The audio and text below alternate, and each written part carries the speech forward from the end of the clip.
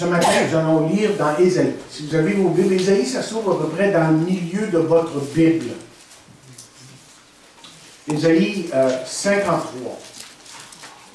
Et vous connaissez un petit peu Ésaïe 53, hein? Ah oui. C'est un beau chapitre, un des plus beaux chapitres de toute la Bible. Et justement, le frère qui nous a apporté la parole à l'autre église, l'autre dimanche, là, à notre dimanche juif, si vous voulez, là, messianique, là, je lui parlais après, puis je lui parlais qu'on avait contact avec un autre juif, puis il dit, sois sûr de leur lire Ésaïe 53. Sois sûr de leur lire Ésaïe 53. C'est évident que Ésaïe 53 nous parle de Jésus qui a été crucifié pour nous. Et ça, évidemment, des centaines d'années avant même que ça arrive. Alors, Ésaïe 53 et les versets 4 à 6 pour commencer, qui dit, c'est ainsi que parle le Seigneur l'Éternel. Jadis, mon peuple descendu en Égypte. Ah, excusez. Au chapitre 2, 52. J'ai vu tout de suite que je n'étais pas dans le bon chapitre. Alors, 53, verset 4.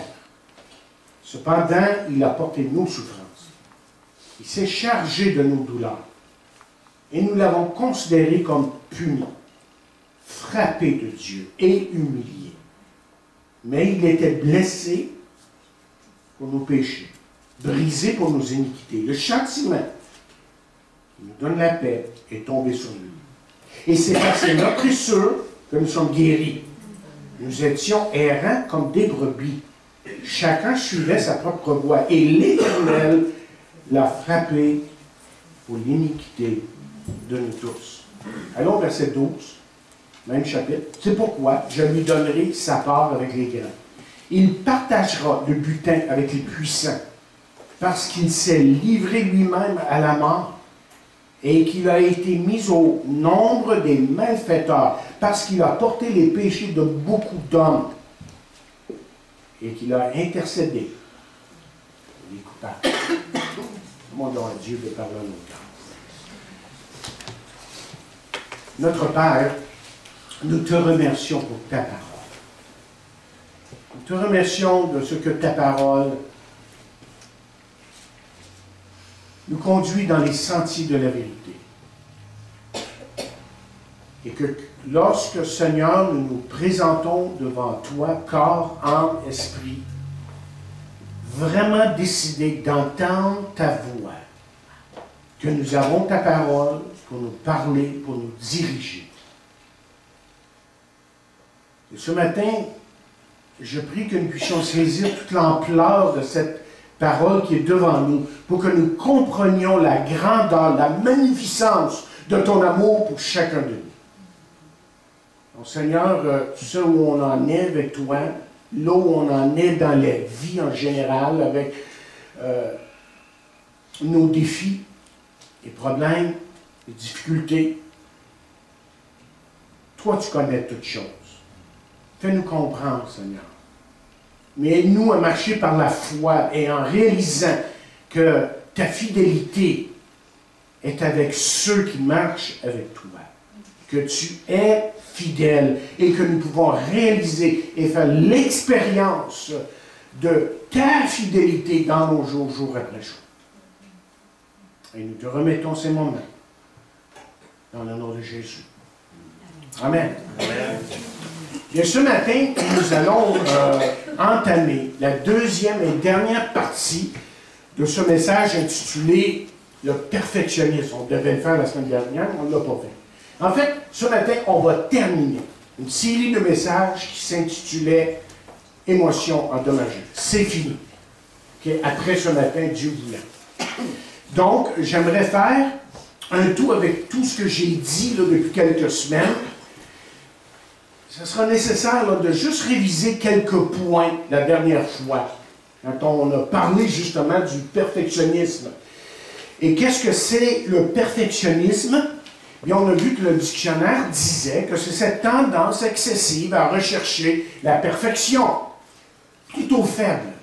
Et on a essayé justement de découvrir un peu plus que ce qu'on peut trouver dans l'homme et surtout dans la parole de Dieu.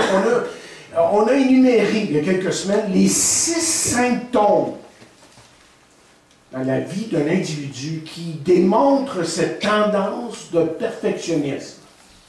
Et qu'est-ce qu'on a vu? La première chose qu'on a vue, c'est ce que j'appelle, moi, la tyrannie des pensées. Parce que, vous voyez, le perfectionniste, lui, se dit toujours, si seulement je n'ai pas fait assez bien. Et le perfectionniste, vous voyez, n'est jamais, au grand jamais, satisfait avec lui-même.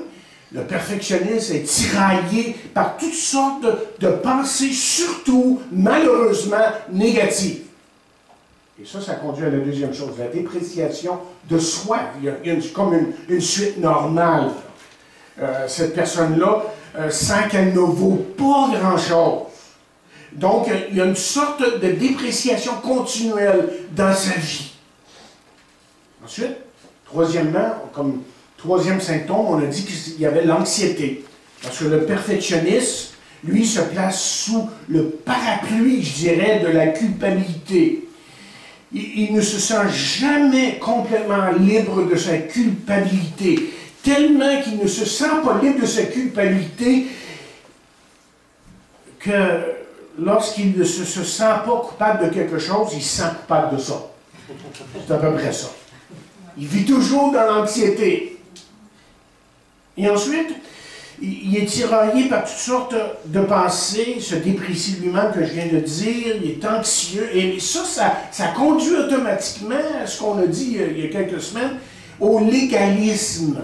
Règle par-dessus règle. Parce que vous voyez, cet individu-là cherche l'approbation des autres, de lui-même, cherche l'approbation de Dieu, à coup sûr. On dirait qu'il n'y arrive jamais. Il n'y arrive jamais. Et ensuite, cinquièmement, le cinquième symptôme, c'est la colère. C'est-à-dire qu'avec le temps, il ressent, là, si vous voulez, quelque chose qui monte en lui, quelque chose qu'il ne pensait pas exister en lui. La colère. La colère, comment est-ce qu'on peut la décrire, cette colère? C'est la colère contre les règles, contre les autres, contre lui-même, contre le Dieu qu'il s'est inventé. Parce qu'il s'est inventé un Dieu à lui, qui n'est pas selon la parole de Dieu. Okay? Maintenant, au fur et à mesure qu'on avance, là, la situation, vous voyez, devient de plus en plus critique pour le perfectionniste. Il sent, vous voyez, que tous ces sentiments là, qui sont en lui sont en train de le bouleverser. Il commence à perdre le contrôle. Et c'est alors qu'il commence à renier ses problèmes, à renier sa colère, sa culpabilité, ses anxiétés. Et pour faire ça, ce qu'il est obligé de faire, c'est de s'éloigner des autres. Et le grand danger qui le guette, tôt ou tard, c'est qu'il craque, littéralement, qu'il fasse une sorte de burn-out spirituel. Et quel est le remède qu'on a emmené là, il y a quelques semaines pour tout ça? Bien, on a parlé de la grâce de Dieu. Vous savez, la grâce de Dieu, c'est quelque chose qui est extrêmement important dans la parole de Dieu, mais c'est aussi quelque chose d'extrêmement important dans nos vies. C'est pour ça que j'ai défini la grâce comme suit. La grâce, c'est le visage que Dieu porte lorsque nous le rencontrons dans notre péché et notre faiblesse. Okay? La grâce, c'est le visage que Dieu porte lorsque nous le rencontrons dans notre péché et notre faiblesse. Donc, vous voyez, la grâce est offerte à chacun de nous. Dieu ne s'attend pas à une performance parfaite. Qui peut se réclamer d'être parfait après tout? Personne. Et c'est pour ça que Dieu nous donne sa grâce. Et c'est sa grâce qui fait que je peux justement être approuvé de Dieu. Et seulement la grâce. C'est par la grâce que vous êtes sauvés. Mais je vous suggère que le mot « sauver », souvent dans la Bible, veut dire continuer à être sauvé. Hein? On continue dans notre marche avec Dieu à découvrir les choses de Dieu et à découvrir et l'amour et la grâce de Dieu. OK, là on veut avancer. Et j'aimerais que vous voyiez, que vous puissiez comprendre le processus de la guérison. Okay? D'abord, je veux que vous abandonniez l'idée d'une guérison instantanée. C'est un mensonge de dire que l'on peut être guéri d'un instant à l'autre de toutes ces émotions qui nous tiraillent à un certain moment.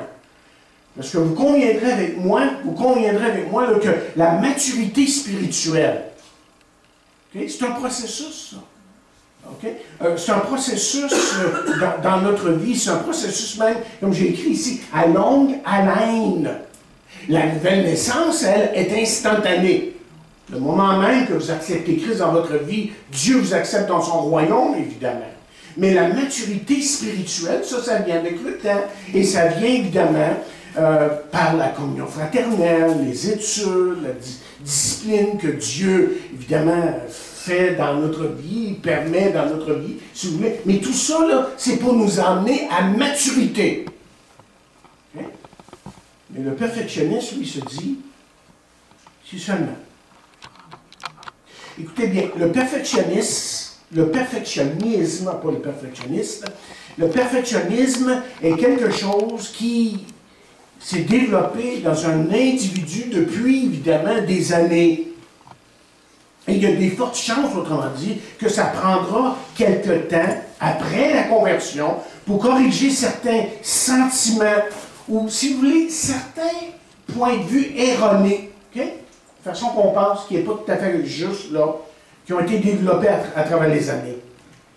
Et peut-être y aura-t-il aussi, évidemment, une guérison. Y aura-t-il une guérison à ce qui a trait au passé? Parce que certains ont vraiment besoin que Dieu fasse quelque chose, que Dieu guérisse leur passé. Bien, la grâce, chers amis, c'est quelque chose que Dieu nous offre tout au long de ce processus de guérison. Et la grâce est toujours là. Et je dirais même ceci, c'est que c'est avec plaisir que Dieu nous offre sa grâce. Et l'apôtre Paul, par exemple, a connu la grâce de Dieu, parce que lui aussi avait des problèmes à un moment donné. Il se demandait qu'est-ce qui se passait dans sa marche avec Dieu, tellement qu'il parlait d'un écharpe. Vous vous rappelez? Ouais. On ne sait pas trop qu'est-ce que c'était, mais ça l'achalait. Il était tanné d'endurer ce qu'il endurait dans sa vie. Et là, Dieu lui a parlé directement, lui a dit, ma grâce te suffit. Vous remarquez qu'il dit, ma grâce. C'est la grâce de Dieu qui suffit pour chacun de nous. Comment est-ce que je pourrais vous expliquer, vous illustrer, là, jusqu'à quel point que Dieu nous aime? Jusqu'à quel point que Dieu veut nous donner sa grâce tout au long du processus là, de guérison. Et il se peut que vous, là, en tant qu'individu, que vous êtes dans un processus, vous l'êtes sûrement, moi je le suis en tout cas, il y a des choses que j'ai encore à apprendre et à comprendre et à discerner on est toujours en train d'apprendre. Alors laissez-moi vous donner un exemple bien banal, là. Vous auriez pu y penser vous-même. Bon nombre parmi vous avez eu des enfants. Okay? Et vous vous souvenez du moment précis peut-être où votre enfant a commencé à marcher. Je m'en rappelle un petit peu. mais je me rappelle surtout qu'avant de commencer à marcher, qu'il se levait après une chaise, quelque chose, puis là, il tombait. Hein? Il se mettait à marcher, il tombait. Et parce qu'il tombait, vous êtes empressé pour aller le prendre dans vos mains, hein? Dans vos bras. Hein? Et là, vous l'avez pris dans vos bras, vous lui avez donné toute une fessée de pain. Non. C'est pas ça que vous avez fait? Ah, ok, d'accord. Ok. C'est pas ça que vous avez fait. Ok. Non, vous l'avez relevé, vous l'avez aidé. Vous étiez fiers. Le sourire là, était là dans votre figure. Et chers amis, moi j'ose croire que c'est comme ça que Dieu travaille dans nos vies. Là. Que Dieu n'est pas un bourreau, mais que Dieu est vraiment, il nous sollicite pour que nous puissions justement recevoir de sa grâce. Et c'est pour ça que Jésus pouvait dire ceci. Si donc méchant comme vous l'êtes, vous savez donner. Vous savez donnez de bonnes choses à vos enfants, à combien plus forte raison votre Père qui est dans les cieux vous donnera-t-il de bonnes choses à ceux qui lui demandent, qui les lui demandent.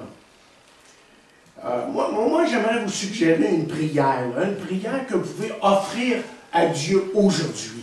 Et vous pourriez lui dire, merci Seigneur de ce que tu es en train de me guérir en ton temps. Selon ton horaire, s'il vous plaît. Vous voyez, de cette façon, vous éviterez que le processus de guérison que Dieu est en train de faire dans votre vie, là, que ça devienne une sorte d'irritation. Parce que des fois, pour nous-mêmes, ça ne va jamais assez bien. On voudrait donc là, se parfaire, être parfait du jour au lendemain, puis d'avoir les bonnes réactions au bon moment, puis jamais rien faire qui écroche. Si je peux parler comme ça. Hein? On voudrait que tout s'arrange bien. C'est pas toujours comme ça. Donc, à chaque étape, là, de votre guérison, Dieu vous offre sa grâce. Dieu est en train de procéder à une guérison là, qui fait que vous pouvez, à la longue, partager vos expériences, évidemment. Maintenant, quelles sont quelques-unes des raisons qui font qu'un individu devient un perfectionniste? Bien, puisque ce n'est pas une chose qui se développe, évidemment, du jour au lendemain, il faut croire que c'est quelque chose qui peut-être arrive à quelque part à l'enfance. Okay? Quelque chose qui a à faire avec l'enfance. Et ce problème émotionnel est le résultat du Dieu et des gens et de la sorte de vie qui a été comme visualisée lorsqu'un individu était un enfant. Et on nous dit, hein, puisque là, on nous dit qu'un enfant, quoi, de 0 à 3, même, ses impressions, là, ça reste très, très, très, très longtemps. Écoutez, la plupart du temps, ce qu'un individu pense de Dieu, là, vient initialement, en tout cas, de ses parents. Ce qui fait que souvent, une personne peut avoir comme des idées confuses en ce qui a trait à Dieu et à bien des choses dans la vie. Là, je veux que vous compreniez qu'on est en train de progresser ici. On ne restera pas là. Okay? Là, je parle à des enfants de Dieu ce matin pour la plupart. Hein? Vous connaissez le Seigneur, vous voulez progresser. Alors, là, je suis en train de développer quelque chose ici. J'arrive à quelque chose. Okay? On ne veut pas rester là, évidemment. Donc, en guérissant certaines choses, vous voyez, pour un enfant surtout, continue à se développer ou à rester en lui, il continue à entendre justement la voix de maman et de papa, et il pense peut-être à certains moments que ça, c'est la voix de Dieu. Quand ce n'est pas du tout le cas. Donc, la relation que nous avons avec les autres, même avec Dieu, peut être un reflet de la relation qu'on avait avec nos parents. Et j'en ai rencontré des chrétiens comme ça, qui vraiment avaient des difficultés à prier, et ça venait de ce qu'ils avaient subi lorsqu'ils étaient enfants avec leurs parents. Et c'est ça qui fait qu'un perfectionniste peut tomber dans le perfectionnisme, mais surtout dans la dépression. Laissez-moi vous expliquer. Je vais vous donner un exemple juste pour que vous compreniez vraiment où je m'en vais ici. Okay? J'en ai déjà parlé. Des parents toujours insatisfaits. Vous vous rappelez, j'en ai parlé de ça il y a quelques semaines.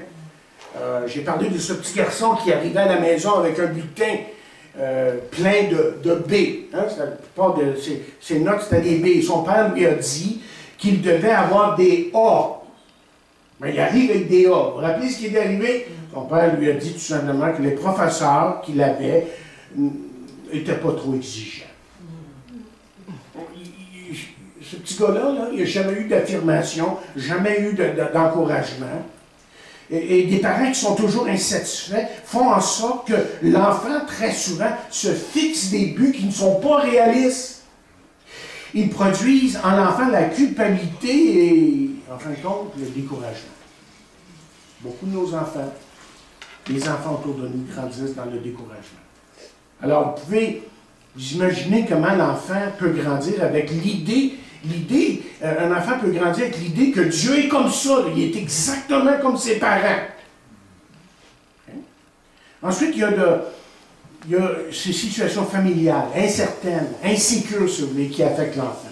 Il est évident que la façon de vivre pour un enfant dans son enfance, là, dans la vie familiale peut influencer cet enfant jusque dans l'âge adulte. Charles Dickens a écrit, il dit, dans le monde des petits, le plus grand mal, c'est l'injustice. Et moi, je me rappelle quand mes enfants étaient petits, Barbara va s'en rappeler, on a vu nos enfants là, réagir, hein? Réagir lorsqu'ils sentaient qu'une situation était injuste. Vous l'avez vu vous aussi, je vois par vos figures. Okay?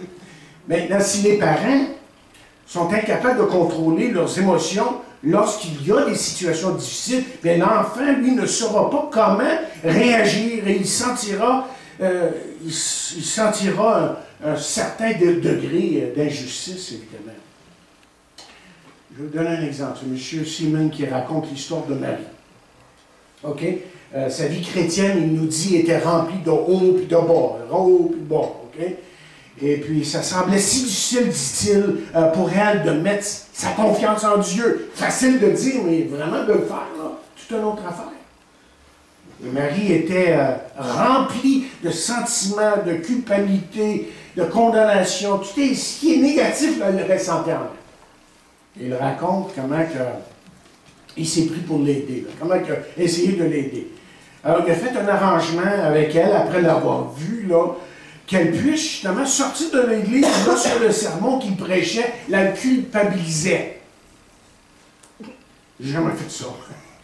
Parce que je figure, ben, un petit peu de culpabilité, c'est pas mauvais. On se rend compte qu'on revient à Dieu. Hein? On se repent. C'est bien. Culpabilité, Dieu veut ça. Mais ici, c'est une situation différente. Vous allez comprendre dans un instant. Donc, il dit, ben, il m'arrivait, M. Simon, c'était aussi un pasteur, c'est un psychologue chrétien, mais un pasteur, il dit, il m'arrivait de prêcher sur quelque chose qui me semblait très léger. C'était pas gros, c'était pas un sujet là, trop fort. Puis là, je la voyais sortir. Je la voyais sortir, se lever, se lever. Ce qu'il faut comprendre, et là, vous allez comprendre un peu, c'est que Marie venait d'une situation familiale très difficile. Jour et nuit, elle vivait sous un stress continuel. Son père, c'est un alcoolique. Et sa mère était douce, gentille, mais pouvait exploser à n'importe quel moment. Donc, ce que raconte Marie, c'est ceci. J'arrivais à la maison, ne sachant pas si j'allais être embrassé ou patate. Frappé. Okay? L'une ou l'autre, quand ça arrivait, je ne savais pas pourquoi. Complètement confus. Donc, Marie a grandi. Elle a grandi avec l'impression que Dieu était comme ça. Comprenez comment un enfant peut développer? Là? Lui, elle a grandi avec l'impression que Dieu était comme ça, irritable, incontrôlable, irrationnel. Et là, M. Simon raconte ce qui suit. Il dit, il était nécessaire pour moi, dit-il, de prendre beaucoup de temps avec elle afin de la démêler avant qu'elle reçoive la grâce de Dieu dans toute son ampleur. Tranquillement, mais sûrement, la grâce de Dieu a guéri ses cicatrices émotionnelles. Et Marie est devenue une chrétienne vraiment resplendissante. Vous savez, la parole de Dieu nous dit que toute grâce excellente et tout don parfait descendent d'en haut, du Père de lumière, chez lequel il n'y a ni changement, ni honte, ni variation. C'est-à-dire que le verset est en train de nous dire ici que toute guérison vient de Dieu. Malheureusement, certaines situations familiales sont un terrain, on pourrait dire, fertile pour amener un jeune à grandir dans la culpabilité, le non-respect de lui-même et le non-respect des autres. Le non-respect des autres. Alors, vous voyez pourquoi certaines choses prennent un certain temps. Hein?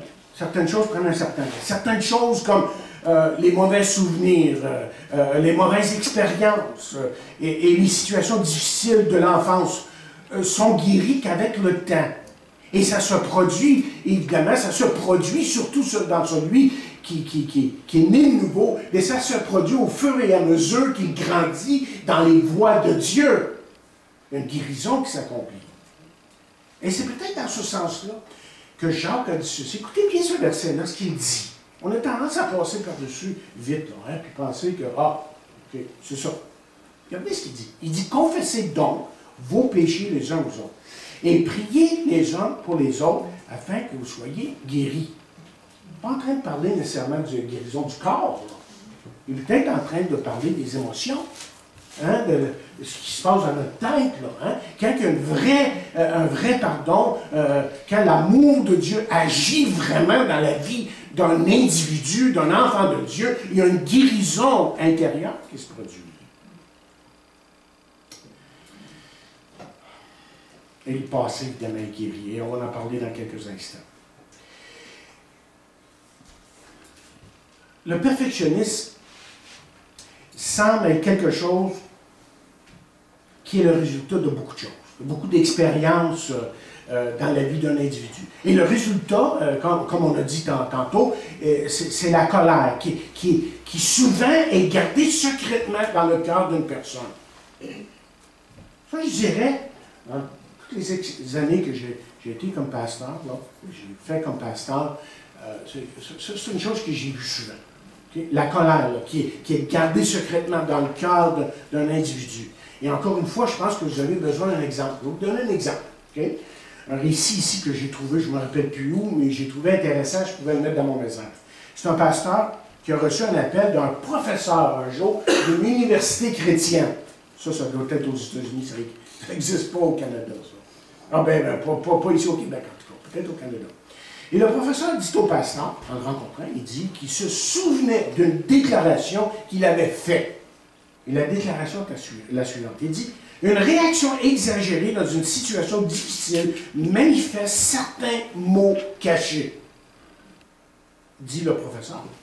Ce qui m'est arrivé. Il dit, dans une certaine situation difficile, j'ai réagi avec une grande colère. J'étais surpris de réagir ainsi. Il dit, je voulais jusqu'à tuer cette personne-là. Oui. Mais là, reculons en arrière, semble-t-il, qu'il y avait une racine à cette colère-là qui était là, qui dormait en lui. Là, hein? Parce que vous voyez, cet homme, lorsqu'il était jeune, il était très intelligent, mais il était quelque peu physiquement chétif. Et plutôt que d'être en train, par exemple, de jouer au baseball avec les autres, lui, il était dans la bibliothèque. Okay? Et donc, on riait de lui, de son apparence, de ses manières. Et même, il raconte qu'il se faisait battre par les garçons et les filles. On appelle ça aujourd'hui l'intimidation. Okay? Et en parlant au pasteur, bien celui-ci découvrit que sa mémoire, la mémoire du professeur, était très sensible en ce qui a trait à certains souvenirs, certaines choses qui étaient arrivées dans sa vie. Il pouvait se souvenir, par exemple, par leur nom, tous ceux qui lui avaient fait du mal. Ça, il y a des années de ça. Il y a des années de ça. Donc, sa colère était adormante, okay, dormante, mais très présente. Et chaque fois que quelqu'un le menaçait, c'était très facile pour lui pour se mettre en colère. Donc, qu'est-ce que le pasteur a fait? Bien, le pasteur demanda au professeur de pardonner chaque personne qui lui avait fait du mal. Et apparemment, dans cette expérience-là, ça a été très difficile pour lui. Mais parce qu'il pardonna ces gens, parce qu'il a pardonné par leur nom chacune de ces personnes-là, vous savez ce qui est arrivé? C'est que le Saint-Esprit a commencé à vraiment le guérir. Et là, il a appris à se contrôler lors de situations difficiles, parce que Dieu avait fait un travail de guérison en lui. Et en quelque sorte, et j'aime pas parler comme ça, mais c'est comme si il avait permis à Dieu de guérir. OK? Je sais que les calvinistes n'aiment pas ça. Dieu permet. Non, on n'aime pas ça comme calviniste. Mais c'est là quand même. Hein? Jésus frappe à la porte et dit, si quelqu'un m'ouvre la porte, j'entrerai chez lui, souperai avec lui. Et là, il parle à des enfants de Dieu. Il ne parle pas des inconvertis. On a tendance à utiliser Apocalypse 3:20 pour à faire un appel de salut. C'est pas mauvais en soi, mais en réalité, il parle à son Église. Est-ce que je peux rentrer? Est-ce que je peux rentrer dans ta vie et faire quelque chose pour toi? Il veut faire bien plus que juste quelque chose. Il veut être notre tout et vraiment nous transformer. Mes chers amis, la colère se manifeste dans un individu et contre toute injustice qu'il ressent. Donc, le perfectionniste dit raisonne en disant « Je suis une victime, je n'avais pas de choix, je n'ai pas choisi de naître, et je n'ai pas choisi mes parents, etc. » Et le perfectionniste, évidemment, lui, il veut tout corriger. Et parce que c'est souvent impossible de le faire, là, parce qu'il y a des situations qui sont hors de sa portée, mais là, il reste celui-là misérable, comme endommagé. Il y a une seule chose qui peut guérir cette personne-là, évidemment.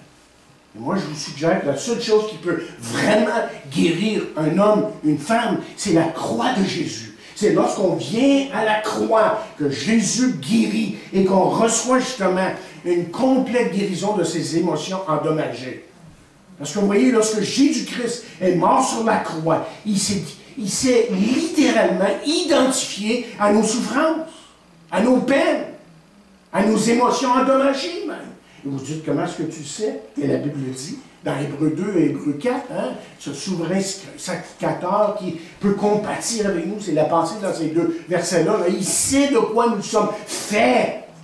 Et ensuite, il y a une deuxième raison, c'est que vous voyez, chers amis, il n'y a pas eu de plus grande injustice qu'à la croix du Calvaire.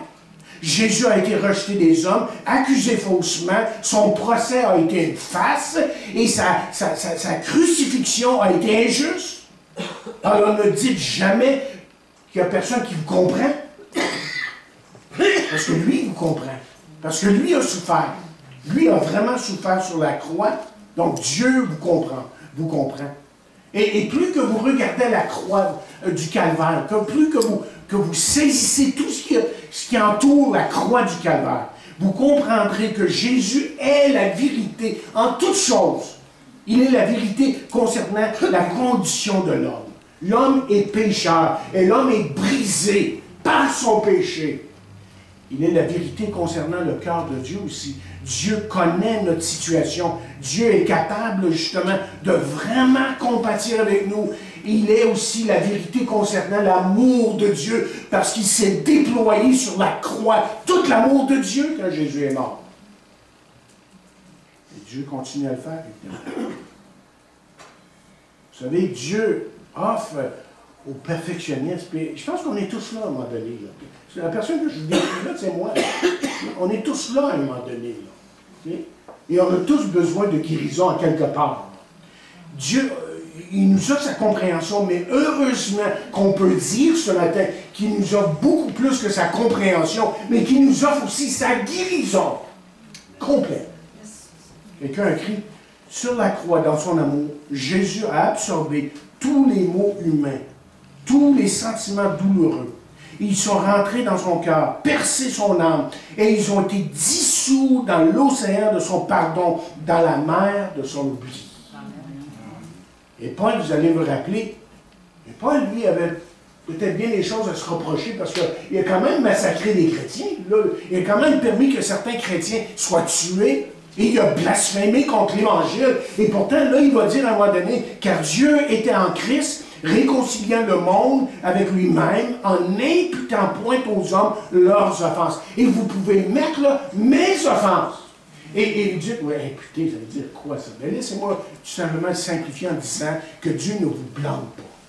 Dieu ne vous blâme pas. Si vous venez à Jésus-Christ, si vous vraiment vous recevez Christ dans votre vie, Dieu ne vous blâmera pas, parce que le blâme, c'est Jésus qui l'a porté à la croix. Maintenant, vous êtes libre de marcher dans la puissance de Dieu, dans l'amour de Dieu, dans la grâce de Dieu. Voyez, en fin de compte, en terminant ce message, je dirais ceci, c'est que Dieu sait exactement ce qui vous fait mal, ce qui vous tracasse. Il connaît votre angoisse, il connaît votre colère, il connaît la mienne en tout cas, et il connaît votre haine. Il n'y a rien qu'il ne connaît pas de vous. Vous le réalisez ça? Il n'y a rien que Dieu ne connaît pas de vous, et c'est pour cela qu'il peut tellement vous donner, et de sa grâce, et de son amour. Le perfectionniste, vous voyez, a besoin de compréhension, et d'amour, et de pardon. Et le perfectionniste a besoin de réaliser qu'il peut venir à Dieu tel qu'il est, qu'il n'a pas besoin d'essayer de se parfaire, d'être meilleur, qu'il peut venir à Dieu, à la croix du Calvaire, et à laisser Jésus-Christ vraiment transformer sa vie. Mais vous savez ce que le perfectionniste a besoin depuis? Je vais vous le dire ce matin ce que le perfectionniste a besoin. Le perfectionniste a besoin de savoir. Il a besoin de savoir que cette Église ici l'accepte inconditionnellement. Que cette Église ici est prête à l'aimer. Que cette Église est prête à prier pour lui. Et que cette Église est prête à lui offrir toute la grâce qui vient de Dieu. Amen.